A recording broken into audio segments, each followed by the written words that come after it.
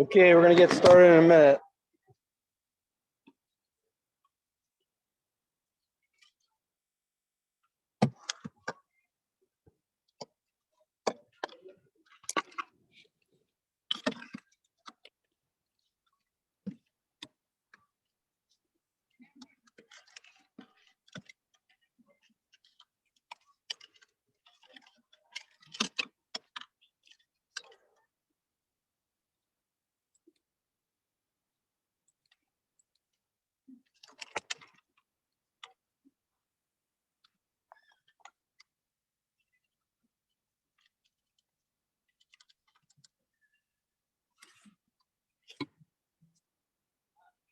Anybody want to say hi in the chat? Introduce yourself. I guess Ryan got it kicked off.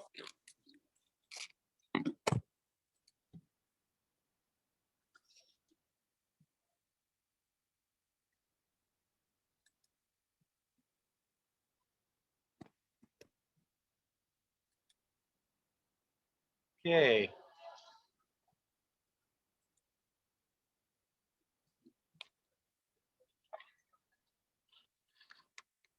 That's South Carolina in the house, Lindsey Graham territory.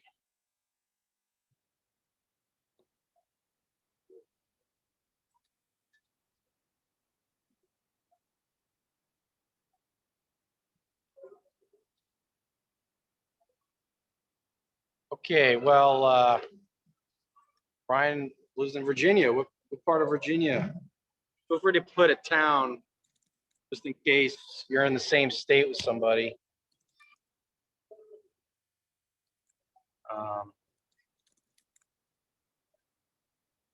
I gotta get the presentation thing going. Yes, Mr. Jim, but I don't claim him here in South Carolina. What about South Carolina? I don't claim Lindsey Graham, even though I'm in South Carolina. I'm all on Jamie Harrison. That's good. Well, now he's the boss.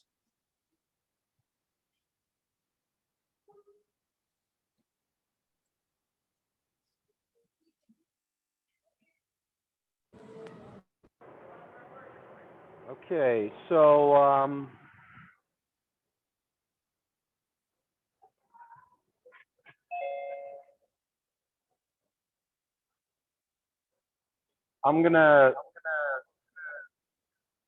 well, let me make sure that there's, I got to turn off I got to always remember the new combination that I like. I think the best combination is me using my phone for the audio.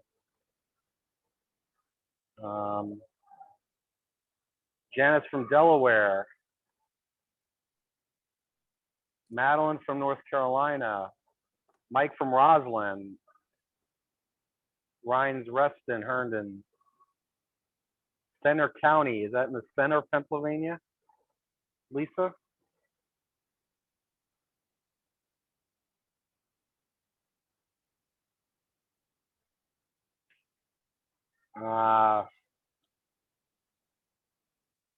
Ellen's from Pittsburgh.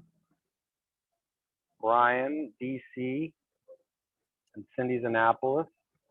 All right, so we've got a wide variety, or a somewhat wide regional variety of folks. Okay, if this is your first time doing participating in one of these presentations, feel free to put it in the chat. I guess I'd like to get a better feel this time about who's new or what's new to you. Like if you, definitely feel free to put questions in the chat as we go, or information that might be of interest to us as just Democrats. But I'd like to try to get more information to get an idea of what's new to people, what's helpful, and then I'm gonna try to come up with I think I have a decent post-election presentation, but I'd like to steer it in the right direction in the months ahead. So I'm going to share the presentation, and the first thing that I got to do is I did share. I don't know if I always do this, but I shared the presentation in a follow-up email that I sent before we got started. But here's the presentation as it is now. And now 2 more people are in the waiting room. I think I got to add them first. All right, I'm going to add I'm going to post this again. This is for the new people who just came in. All right, so we have 17 people, 18 people. Oh, Pamela. So I'm going to drop it in again. So 3rd time's a charm. There's the presentation. I just got a,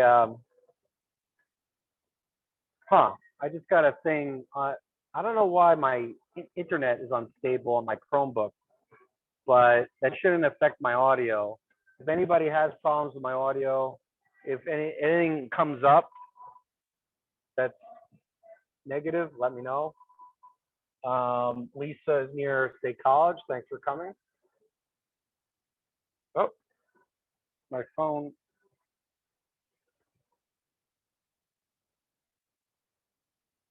I don't know why my phone disappeared.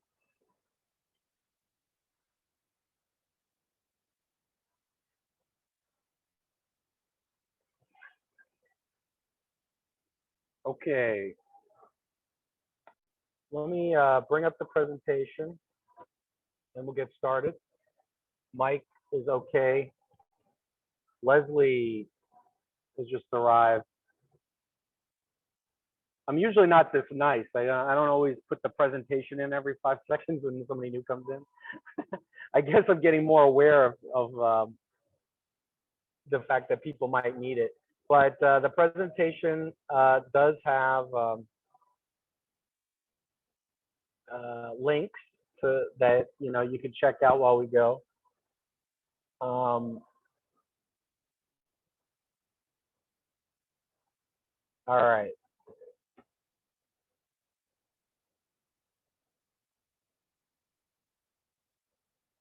So I made a little bit of updates on this. I guess as of now, I'm doing Blue Victory War Room briefings for the first 100 days. So they're going to be themed this way for the next couple months. If you want to see previous briefings, I did one about the future of the Democratic Party on the 25th. Last week, I did one, and I don't really start talking until the 30-minute mark because some folks might be familiar. There was a video training. I'm sorry, that was Thursday. There was a American Rescue Plan training on communication for that last Monday. And so we got started. I let people do that and they came back at 6:30. I think I probably, since I'm doing this weekly, I definitely want to change it up or be flexible. So if there's something that's kind of overlapping, I can invite people to go check that out for at least part of the time frame that I'm usually doing this. So I posted the last week's video. I also posted on our Facebook page. So that might be easier for some people. I'm going to start a YouTube too.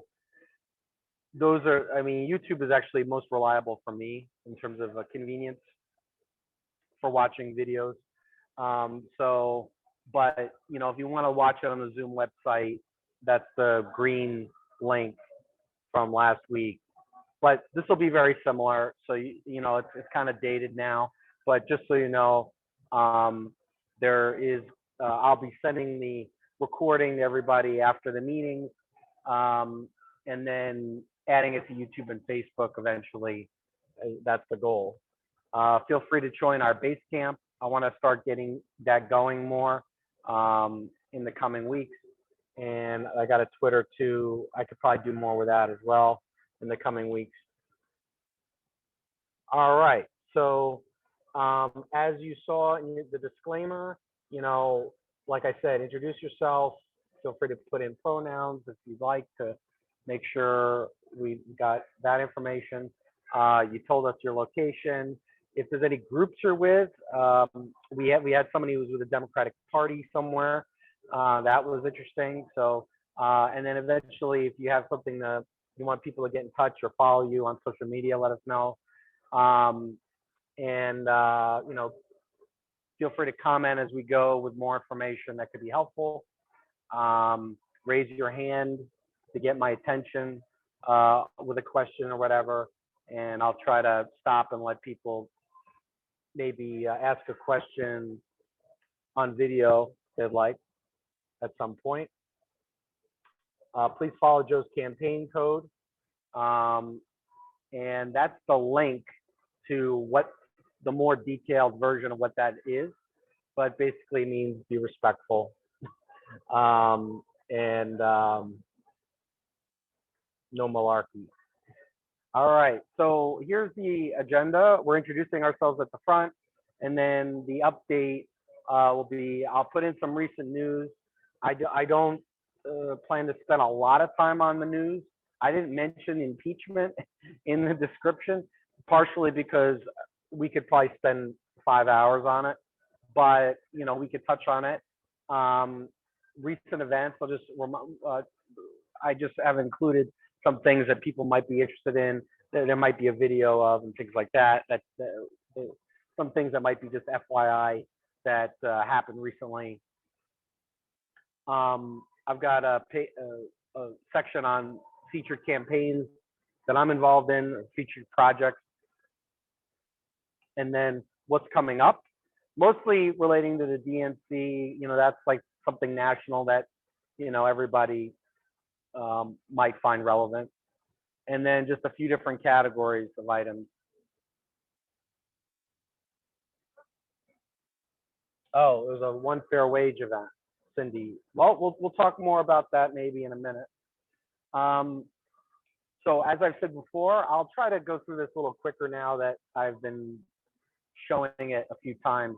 But Blue Victory came out of as a brand of event that was meant for my Network for Progress community that I founded a long time ago, after Generation Obama ended in 2011. I created that chapter in DC and helped start that entire program. But I also created DC, Maryland, Virginia for Joe groups and pages. So that's kind of what I've focused on in the last couple of years as well. And then I've also been involved with the DC, Maryland, Virginia Yang Gang. I really was excited about Andrew Yang as well in 2019, and I'm still working with them. And I'll talk a little bit more about something I did recently with them the other day, or last month. DC, Maryland, Virginia Grassroots Coordinating Committee, which is a coalition of grassroots groups. And overall, I have about 3 decades in communications and politics, starting, basically in high school, college, worked in Manhattan in public relations, then moved to DC, and then eventually after 9/11 and the Iraq War, got into politics and worked for the firefighters and party politics, campaigns in Virginia, and Obama was a big part of that. All right, so what I've added, I think I added it last week, was I wanted to talk about my story because that gives you some context on my background, but the question is why, or how did I get in that direction?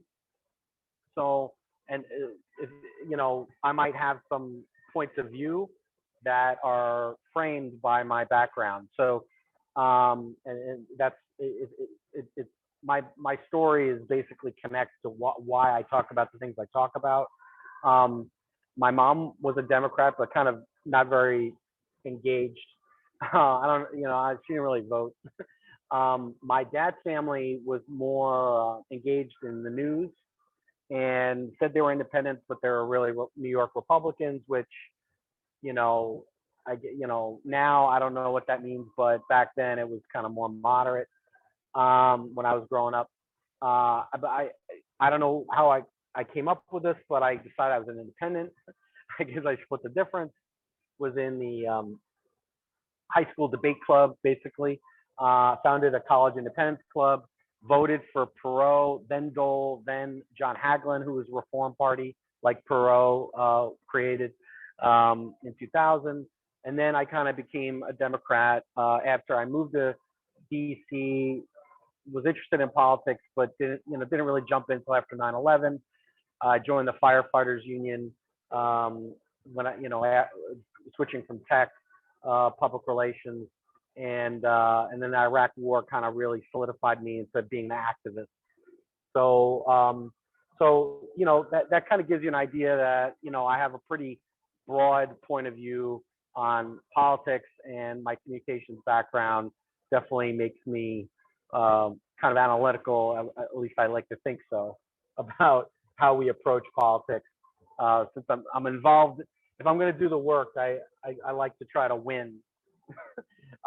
So as part of that effort, there are a few projects I'm doing right now. I haven't really run for anything. I was the president of Arlington Young Democrats a long time ago and had some party positions, but I have a petition to get people to support me becoming a DNC member at large, which in the next couple months, there'll probably be a lot of appointments in that regard by the new DNC chair.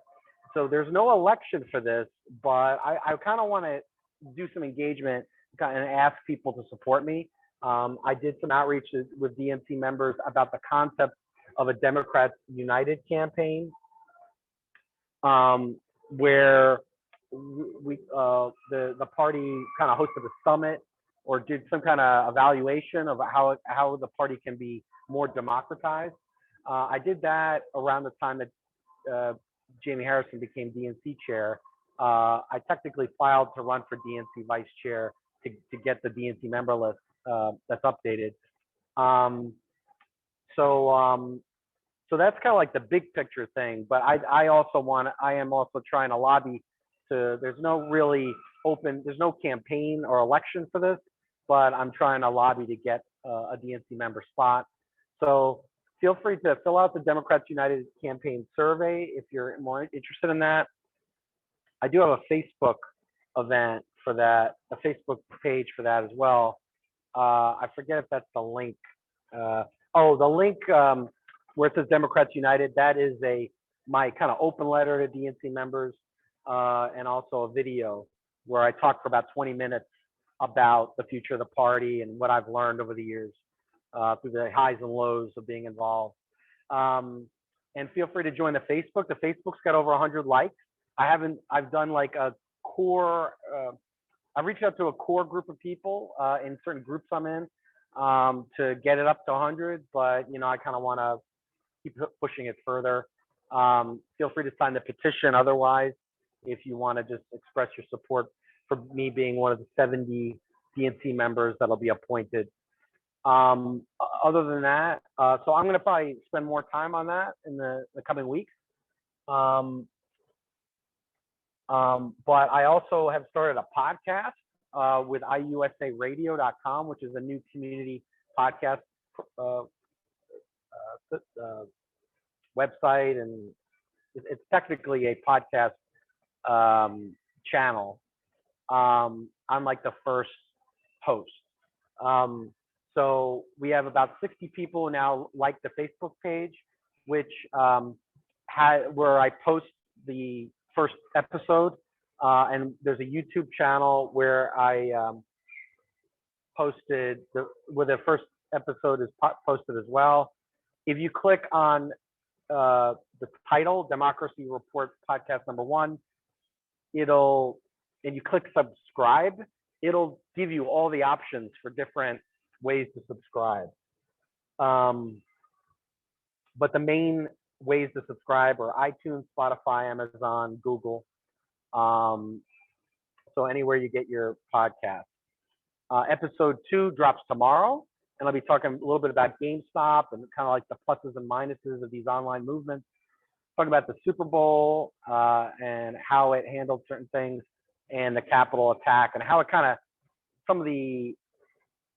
how it's actually Donald Trump is shorting our democracy the same way that hedge funds shorted GameStop. So I'm building that analogy. So I'll share that, on those platforms and next week after it's posted. Also, I want to put way too much on my plate, so I also want to get people involved in time banking, which maybe we can kick off after the address to Congress, which I'll talk about. That's coming up on the 23rd. To get people volunteering for each other via time bank instead of trading money. But I'll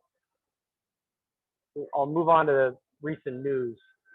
So as I said in the last couple of weeks, the whitehouse.gov/briefing room website is a great place to kind of stay up to date on what the official announcements are from the administration. There are transcripts of the press briefings and Biden's remarks. And I put a little link there to watch. That is a link to the YouTube channel of the White House. There's also on Facebook, if you like the White House on Facebook, you'll see videos posted. Almost all the same videos, I think, are posted there. So if you miss one, if you're not watching CNN all day or whatever, and you want to catch up on something that Biden said during the day or Jen Psaki said, go to that YouTube or Facebook and even the Twitter posts it. There were a flurry of executive orders. I think that's dying down, but you'll see those executive orders posted in that website. The American Rescue Plan is talked about in the as well. I believe that was in the briefing room, where it's kind of an overall overview of that. And there was one news story that I guess was negative this week that I wanted to point out is the Deputy White House Press Secretary resigned, TJ Ducklow. And I wanted to bring that up because it does, I think it's important for us to talk about what we're accomplishing, but then where we're hitting a snag here and there and having either obstacles or problems.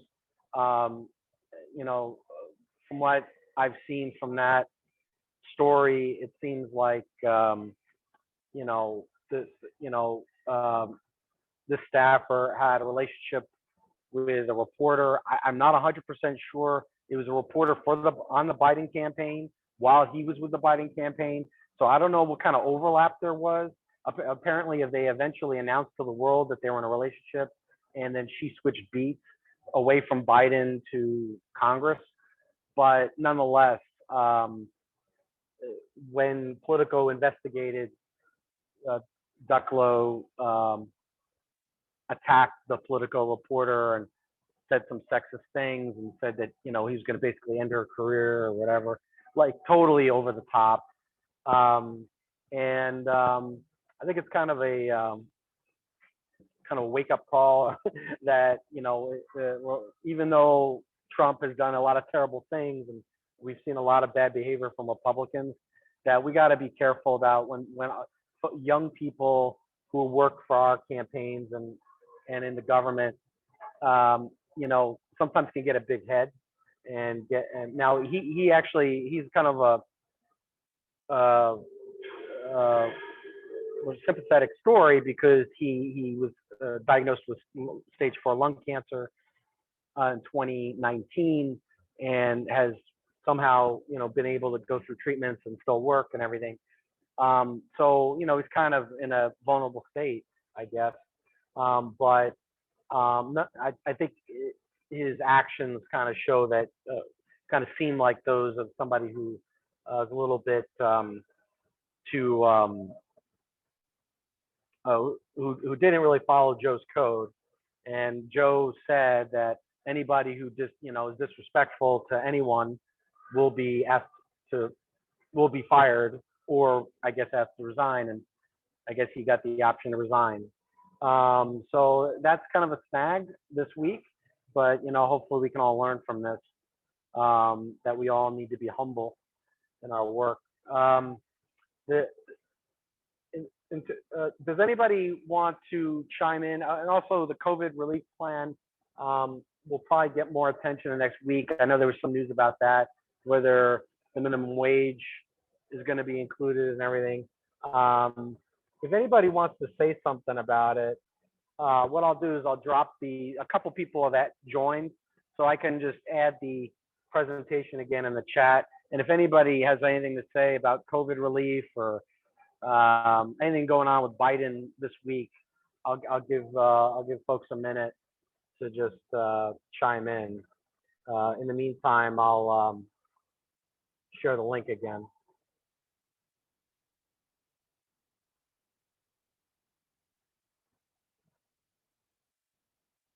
Wow, I'm surprised nobody has. Let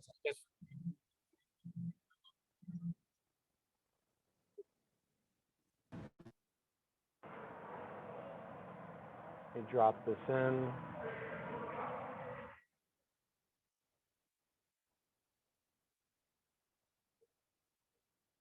Okay.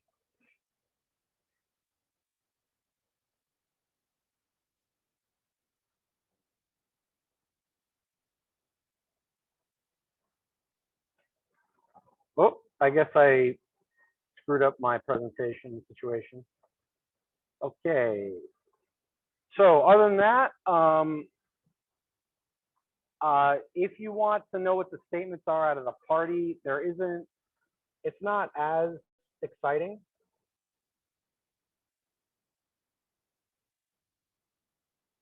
Oh, the March, the bill might pass. Yeah, I hope it'll come soon. Anyway, so the DNC has a news section with their press releases. It's not as significant as what the White House is saying, but one thing I noticed is that Jamie Harrison is going to be hosting DNC chair chats with different caucuses and councils that the party has, to kind of get feedback. So, so I think that's a great idea. I think he's going to put the party in the right direction. But I also have some ideas that I think we need to push the party to do even more of this stuff, where they're engaging with DNC members or the general public. So I'll continue to be throwing out more suggestions, but I think Jamie does have the right idea here. Also on because as some of you may know from the event last Monday, the American Rescue Plan has a talking point and resource website, and you might want to check that out. And then in terms of the polling, apparently 2/3 of Americans support the plan. I've seen a lot of good polls on it, but that's I think that's from an article that maybe the DNC shared. So I guess we'll be talking more about that, especially after Biden's address, where I think he's going to talk a lot about his agenda there. And yeah, the big legislation might not be passed till afterward. In terms of Congress, obviously impeachment was the big thing. I figured I would share, if you missed some of it, I mean, it was like several hours a day. So unless you had the TV on all day, you missed some of it. PBS NewsHour not only includes streams of the entire trial, but they also have clips of different opening statements and closing statements and things from the different impeachment managers. So if you want to see those clips and everything, I'd recommend checking out the NewsHour YouTube channel. I don't know, maybe they do that on Facebook too, but then last week, I think it was last week, we talked about what happens if the Republicans don't pass the bill. Sorry, they don't support the impeachment. What's next? So that's a link from Reuters about the 14th Amendment. Apparently, with the 14th Amendment, you're not allowed to support an insurrection and also run for office. So there could be a separate vote on whether Trump is allowed to run for office. I don't know. I think you only need a majority to support that, but I haven't heard enough about it. If anybody has any updates, let me know. But that's the 14th Amendment explainer there. The other good news is that CNN did an article, and there's been a lot of writing and talk about Trump's legal problems. He's got cases in New York and now in Georgia, and so he's going to have a lot of legal problems. And so I don't know if he would go to jail, but he should. There was a couple things that I thought of, like I was saying about taking a step back to kind of think about what can we learn from all this. Is that one of the few lines of attack the Trump's lawyers came up with is that the Democrats say the word "fight" a lot, and the only thing I would say is that I noticed during the campaign and over the years maybe that Elizabeth Warren says it a lot, and I think we got to use it sparingly. Like we shouldn't talk about. Well, first of all, obviously, when you talk about words that compare politics to war, you could have what the attack on the Capitol looked like. But even if you don't, if you always are talking about politics being a battle, and not like talking about it as like a road to unity and consensus, I think it kind of makes it seem more, it creates more tension. So I think that's where like Obama did a really good job, is talking about how like creating change in a way that brings us together. So I think that's maybe a good lesson that we can learn. And another thing that we can learn, I mean, we'll talk a little bit more about how we can fight back against some of these Republicans. But I do like, there was a meme where it was showed Eugene Goodman, the hero police officer, and it said, under it said courage, and there was a picture of Mitch McConnell and it said coward. And I think that kind of a comparison is what we should be talking about moving forward. That I mean, we don't want to be like demonize Republicans the way they demonize Democrats, but I do think that describing their behavior as cowardly is really a way to kind of show that Democrats are actually the more courageous party, and acting tough, and then abandoning your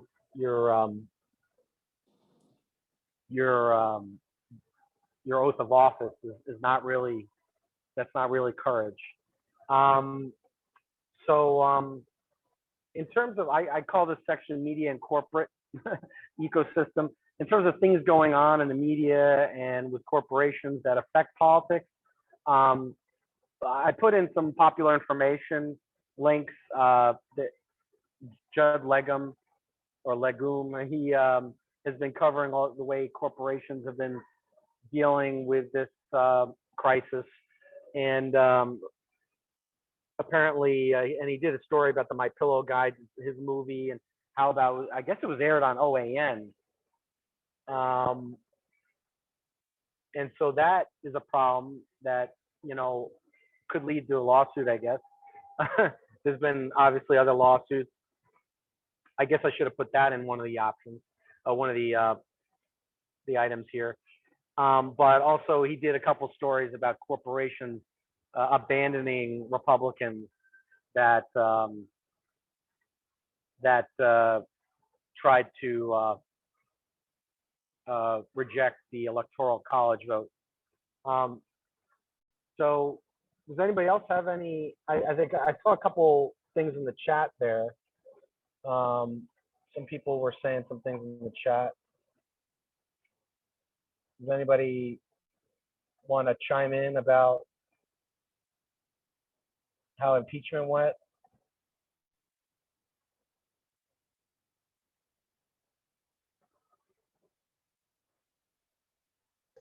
Yeah, Well, it's about the impeachment. Wanda said, sorry, there was a few, a bunch Go of ahead, chat. go ahead, whoever. Okay, they can go first. I don't care.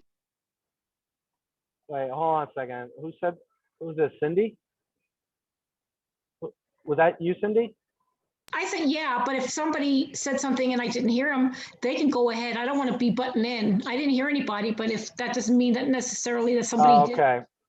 So, Well, I'm just gonna look to the chat real quick. I'm sorry? I'm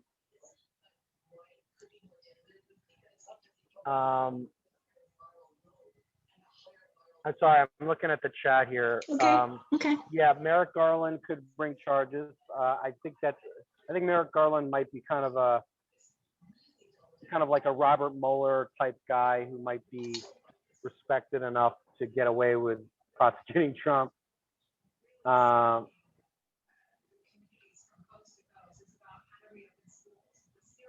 The Republicans are pretty split. I don't know how it's gonna shake out. How do you reach consensus with white nationalists? I think that's something Wanda asked me about. Yeah, I don't know if you do white nationalists or, I mean, I think in general, you got to have an approach to dealing with people you disagree with. Like, you don't try to be like, get them to agree to support AOC right off the bat. You gotta at least start with like talking about some common ground issues. Like, do you think the minimum wage should be increased? And I mean, that's mostly for the voters, and they might not be the most woke voter, but you know, we got to try to bring them back to our side. So talking about issues that maybe we can all agree on, or maybe in some way getting across the need for peace and peaceful protests and not violence and things. Yeah, Dominion's gonna probably sue that guy. That's my pillow. And yeah, I mean, it was a little disappointing that there were no witnesses. I've heard some arguments against it. I heard that actually. I did hear from Chris Coons, the Delaware senator. He said that, from what I recall, he said that, or at least there was a rumor that that some Republicans who were for conviction were against witnesses. So that could have been an obstacle. So I don't know. But I am a little bit ticked that they let them vote on it on a Saturday, because, you know, as we all know, well, let's put it this way: TJ Ducklo resigned on a Saturday. It's considered the news dump day, or Friday night. Anyway, we'll move on to actions we can take. Although some of the impeachment stuff you can get involved in a little bit by contacting your legislators, and I guess raising awareness among your community about the facts. So it's not like we're total spectators, but we're mostly spectators. But in terms of events we can actually participate in and actions, I left the link up to the DNC winter meeting where Jamie Harrison was announced as the new chair. The vice chairs are governor, senator, representative, and mayor Keisha Lance Bottoms. They didn't participate in that video, though, so that meeting. So hopefully we'll hear more from them. There was, if you're interested in the issue of DNC disinformation, there was a chat in the DNC's Slack, the 2020 Victory Slack that some folks might remember, on the 29th. So you can check that out if you're interested in hearing from some experts about that. One thing that I did not talk much about it beforehand. Fortunately, there was videos recording. Sister District, which focuses on state races, had a summit, and they do have almost everything recorded. So if you want to learn a little bit about what they're about, the topics that were discussed, check that out. There was a video training from the DNC on Wednesday. I believe it was Wednesday. Wait, it was 2/11, which was maybe Thursday. I think I got a follow-up email about it, maybe with some more. I think there's supposed to be more resources coming, but right now I just have it on the calendar. I can try to get more information from it and share it. But basically, there was a pretty good training on how to do a video for social media and make it look good and things like that. And then I left the link. The link to that event didn't say much, so I didn't include that. But the DNC had a Lunar New Year celebration with several members of Congress, Tammy Duckworth, Jamie Harrison, a bunch of people were participating, some celebrities. So that was on the 12th. I don't know if there's a recording of that. I think it would have made sense if they had one. It's not super easy to get to find out if you missed the event, to find the information on, like, if there's a video or whatever, but they kind of keep it under the radar. But if I can get it, I'll share it if anybody's interested. Also on the 12th, there was a DNC Rules and Bylaws Committee meeting. It sounds really boring, but I think I'm gonna watch it just to see what they covered. Because the DNC meeting on the 21st was just an hour and a half, 2 hours, and I don't think there was any other committee meetings. So I'll try to dig into what that was about, but you can watch the video if you'd like. I guess I need to share the presentation again soon, so you have all these links. I know that I think I'm going to take a pause for a second before I talk about what's coming up. And let me take a look at the chat just to see what else has been said. People wanted to go home for Valentine's Day. Yeah, I don't know. Yeah, there was a discussion of whether the witnesses that the Trump lawyers are going to throw in like tons of witnesses. Yeah.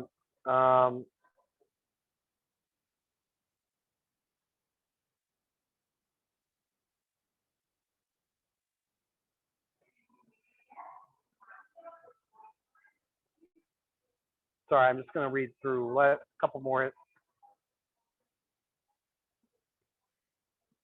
All right, so people are still talking about the thing. Now, Cindy shared a little earlier. Cindy, if you want to cut and paste what you said before about the One Fair Wage event that you were involved in, feel free to cut and paste it again for people who just joined. Or if you want to spend a minute talking about it, feel free.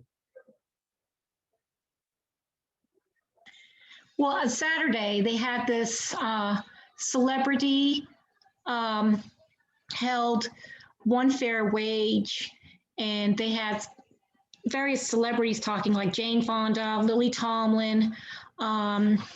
They had various people that they call them servers. They're not waiters or waitresses, they're called servers. And it's about how there's like $2.13 an hour plus tip. And you look at what these people have to go through, and they were telling stories like they have to worry, they have to worry about catching COVID, but most of the servers are women.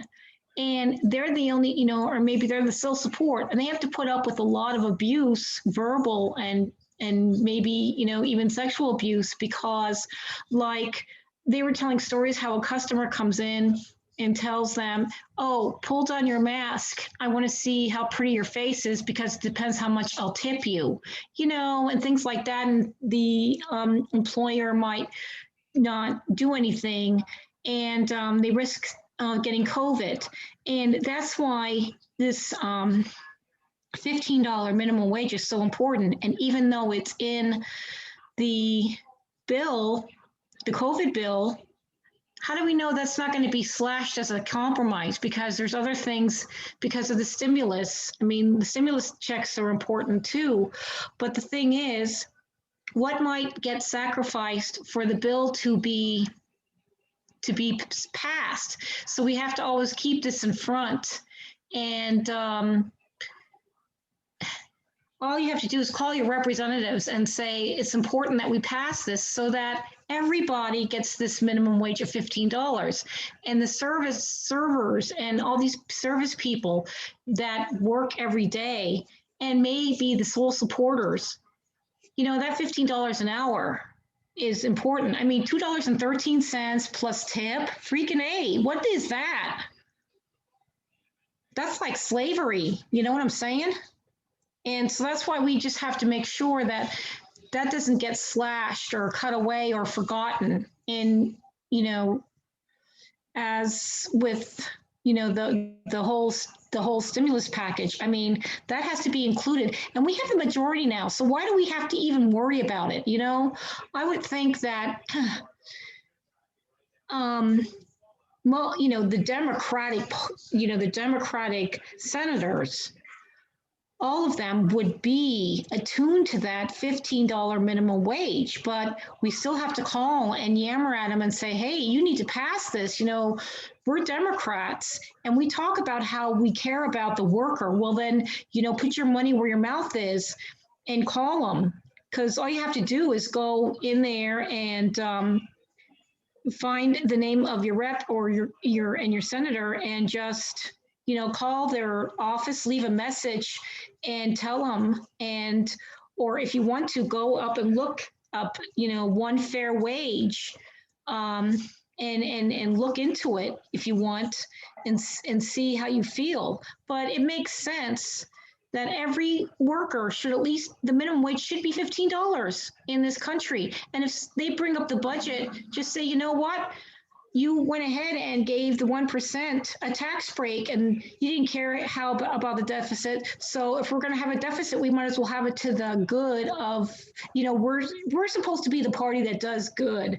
We're, and yes, we have to be concerned about the deficit, but we have to put our money where our mouth is. And that is why when with 2022 coming up too, people will remember that we fought for this. So, I just don't think that should be, something that might be sliced away, because if we have the majority, then we should pass it and not worry about what the other side thinks, because we're doing it for good. We're not trying to do something, I mean, you know what I'm saying?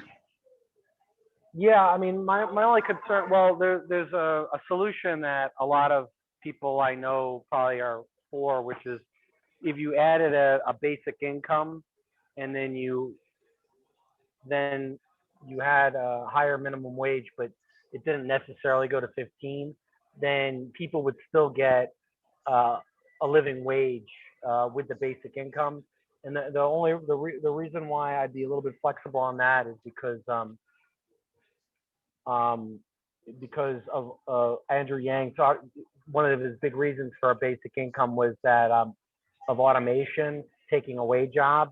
Like this one grocery store, Kroger, they had some requirement to raise, add hazard pay to their workers in California. And so instead of giving them the hazard pay, they just laid them all off. So, I mean, that isn't necessarily nice, but Well, it might no, be but can we do reality. something? Can we do something? Can't we do something about that? I mean, if a company threatens, can't we then go in there if a company CEO threatens that, can't we do something like say, how would you like your, can't we do something economically to them? Can't we do something? Yeah, you could do from here a to next you could year? do a campaign. You could do a campaign against that kind of thing. But Well, can't we do something else? I mean, can't we do something to penalize them and say, all right, if you're going to do that, then can't we penalize them? Somehow Kroger, I mean, yeah, we should do a campaign, I don't know if there's but any slap something on them, like a penalty, fine their butts, few $1 million, maybe they'll think about it. Well, can't we do that? yeah, I don't know if there's a petition or anything. If anybody hears about it, let me know. Yeah, Why I not was listening boycott? to that about that, and I was wondering, and then when you say boycott, there are ramifications and everything, and words do matter. So, but I mean, something like, money talks, and so how would they think about, maybe we could fine them. We could find something to fine them for a few $1 million and say, okay, you know what, you label those people, you're going to be fined a few $1 million, and let's see what happens. And go that way, and constant publicity.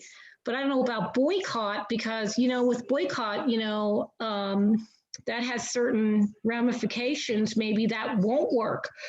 But I'm just thinking, it just seems to me that sometimes, I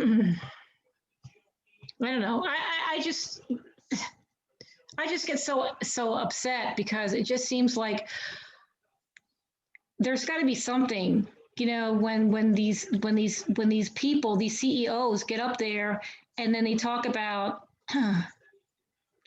okay, well, we'll just, lay off all these people, and we can come back and say, no, you won't, because if you do, you're going to suffer a lot of, there has to be something in some of the labor acts that prevent this, where we can penalize them financially, and maybe there's got to be something in those, somewhere in the laws, that we could do something to do that. I don't know. All right. Well, I'll let Leslie go. She had her hand up. Thank you. I don't see, well, most things are not easy to solve problems. I think one of the issues with minimum wage, even when I watch our legislators on Capitol Hill, Democratic legislators, and those who are in favor of raising the minimum wage, everyone forgets to remind people that the minimum wage is less than $8 an hour. And I don't know how many years it's been, but it's been more than a decade, I believe, since it has been increased.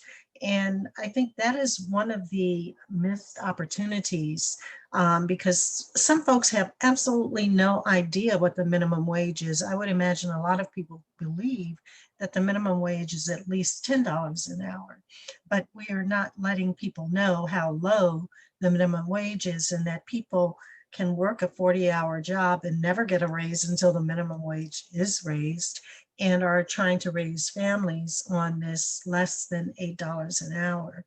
I think broadly putting every type of business in the same category is an issue and concern. And I know that I get a lot of pullback on this, but a small business that has 15 or fewer employees is very different from a large corporation, or even a medium-sized business that may have 50 to 100 employees.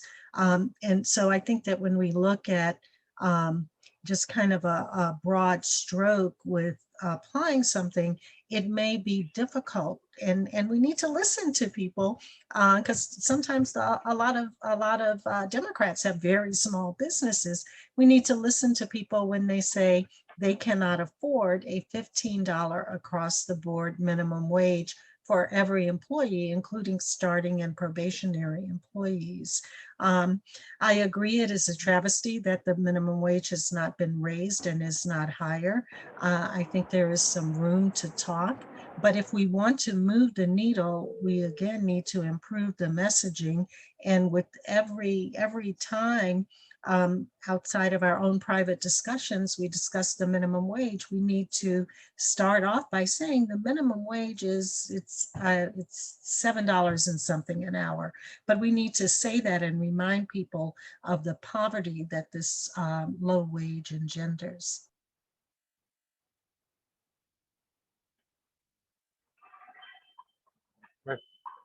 Thank you, Leslie. Kenneth had his hands up.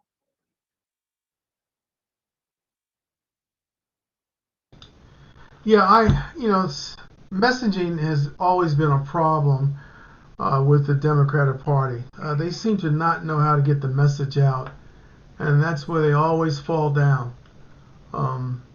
Something has to be done about that. I just don't understand that has been a problem for a long, long time, and I can't understand why we can't get that message out.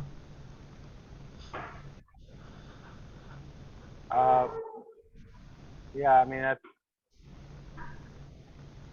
I think raising the minimum wage is overall pretty popular, but I think people might be concerned with, like, is it $15 tomorrow, like overnight, or is it like if you have like 5 years to like phase it in, maybe businesses can adjust, or it's like, because a business might be tempted to lay off people if it's really quick. Like if it's like a sudden shock to their bottom line. But yeah, and small businesses might have some trouble. So I'm sure that'll come up.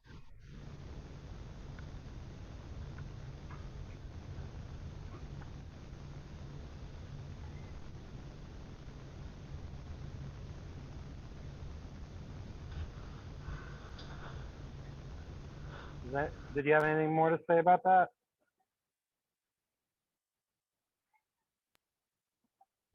No. All right. Well,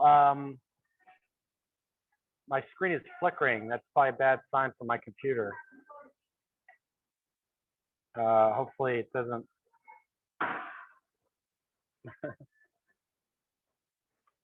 Okay. Oh yeah, it's 7 o'clock, so I'll try to wrap it up. But yeah, coming up this week, there's actually a lot of interesting stuff that Joe is apparently doing a CNN town hall tomorrow, and there'll be a DNC free program with the new executive director. I think his name's Sam Carval, but I think I'm gonna forget it already. So anyway, that if you click on that, that's that. Carolyn Barcroft of Build Back Better has her weekly meetings and also is doing disinformation training this week. There'll be a 3-hour DNC tech debrief. Jamie Harrison and former chairs Perez and Dean will be in on that on Wednesday. And also Jamie Harrison is doing a kind of a grassroots organizing call for everybody on Thursday. So there'll be a lot of DNC action this week. Also, I put in there something called America's Public Forum, which is co-hosted by Braver Angels and the National Institute for Civil Discourse. So since the topic of, how do you talk to these people, that topic has come up. You might be interested in Braver Angels and the Institute for Civil Discourse, and that event is could be of interest. So other than that, Swing Left is doing some outreach calls to warn Georgia voters, mostly people of color, about some of the proposals in terms of restricting voting. So there's phone banks on Wednesdays and Saturdays coming up that you might be interested in if you want to get back into phone banking. Low pressure phone banking though. It's more educational phone banking. And then we'll do, I'll do another one of these on Monday, another war room thing. And then on Tuesday, maybe I think I'll do some kind of special event for the address to Congress with Biden speaking to the full tap, the Senate and the House. So I'm waiting to see if there's any official DNC program to get people to host watch parties, even though they'll be on Zoom. They did. I think they encourage people to do something like that for the inauguration. And then also, if you or anybody you know is interested in DNC's Best Practice Institute, they have a training program that is several weeks long, a few weeks long, about a month. If you register by the 14th, you can probably join it. So that might be of interest for you or somebody you know or a group you're involved in. Does anybody else have any events? Is there any fair wage events or other events that people are interested in they want to mention before we go? Feel free to drop links in the chat. If you want to just surf around looking for events, mobilize.us has a wide variety, and democrats.org has more like Democrats approved type event. And just a reminder, the way you could take action and vote, quote unquote, right now is by reaching out to your legislators, hitting them up on social media, emailing them, calling them, thank them for their impeachment vote if you can thank them, or or say something about COVID relief, anything that you care about. Remember that there are organizations that are kind of on top of the media and corporate side of, influencers that need to be dealt with. So like Media Matters and Popular Information is doing stories about it. Lincoln Project's big on Twitter, calling out different organizations that are sponsoring Republicans that were against the certification. If you want to know the donors for certain elected officials, go to opensecrets.org. There's a kind of an anti-Fox News petition for corporations, and a Google spreadsheet with a list of a bunch of the companies that you could check out. I want to get deeper into this in the near future to see if there's any petitions or whatever to try to fight back against OAN and Newsmax and talk radio and things like that. Remember to follow Joe Biden, the White House, Democratic Party on all the platforms that you can, Facebook, Twitter, YouTube.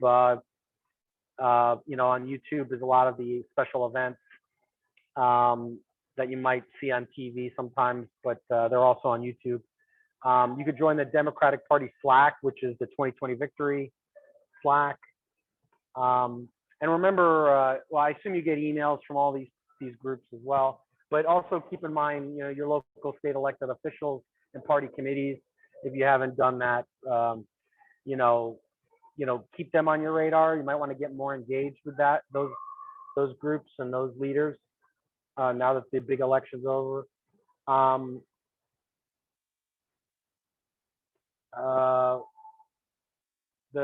We'll be talking a little bit more about Virginia's governor's election, which is kind of like a bellwether, could be a bellwether type election. The primaries are in June, and so it'll be interesting to see how that shakes out. In the New York mayor race is kind of hotly contested. I'm supporting Andrew Yang, and he's doing well in the polls. So we'll talk more about that in the weeks to come. I don't know if anybody else, any local races or interesting races that anybody cares about right now. But also, these are some links from if you want to watch some training videos, kind of study up on organizing and campaigns. I mentioned the DMV Best Practices Institute, and there's a couple of conferences that were last year, the Campaign Academy and Training to Win, where they have the recordings up. I recently learned about National Democratic Training Committee and Swing Left virtual organizing trainings are also helpful with videos. So if you have any other activities, any resources, events, you know, anything that you want to share with us, feel free to, you know, add them now or next time. And, you know, if the opportunity comes up, maybe you could host an address to Congress party, or, you know, do something virtually with your friends, basically, unless you have the vaccine. If there's any, I didn't put any information here about groups. I mean, obviously, if you find events on Mobilize, you can find groups. But if you find any groups that you know, that you know, maybe there are groups that in your area that you can help with building their communities between now and the next election. So keep that in mind about how ways to kind of take a leadership role moving forward. And if there's any other ways, opportunities to lead that you're aware of, you know, feel free to let us know in the future and share your experiences. But it's a little after 7. William, I'm sorry that you got here late. So we'll probably wrap it up. And also, if you want to talk more about organizing or get involved with what and helping me out in any way, feel free to sign up with the Blue Victory Checklist form that I created. And that's it. So does anybody have anything else you know, feel free to let us know if there's anything that has been helpful in particular. I'm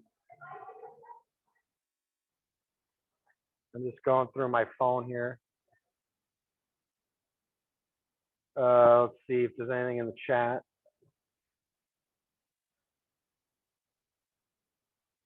I'll take a look at this link. I got some links here.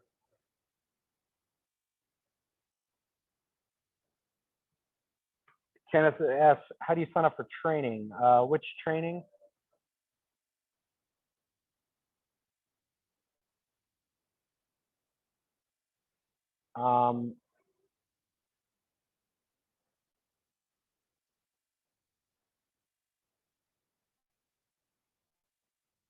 Somebody just joined, unfortunately.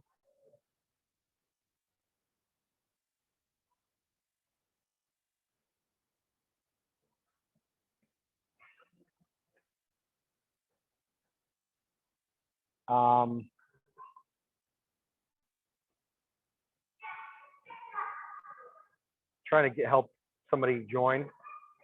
Moving kind of slow. I don't even know if it worked.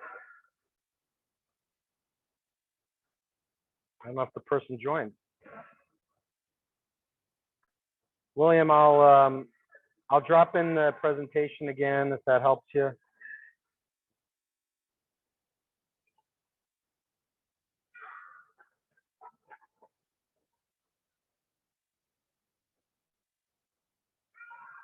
And it has all the opportunities. You're welcome, Mike.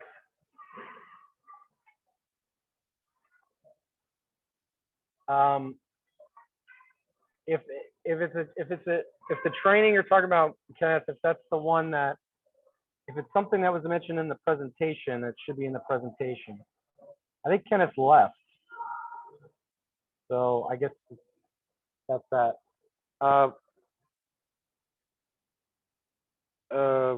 Oh, huh. I don't know if it's Gail or if it's Gail Rule, but we're unfortunately wrapping it up. But I did include the presentation, and so I guess I guess we'll wrap it up unless, I will share the video of the whole event and folks can, thank you, Janice. And folks can watch from the beginning if they came late. I'll try to give a few different options for watching it. All right. All right. Well, okay. Thumbs up. All right. Well, I think that's probably enough for today. Thanks everybody for participating. And we'll be in touch hopefully more and more in the coming weeks. Take care. Bye-bye.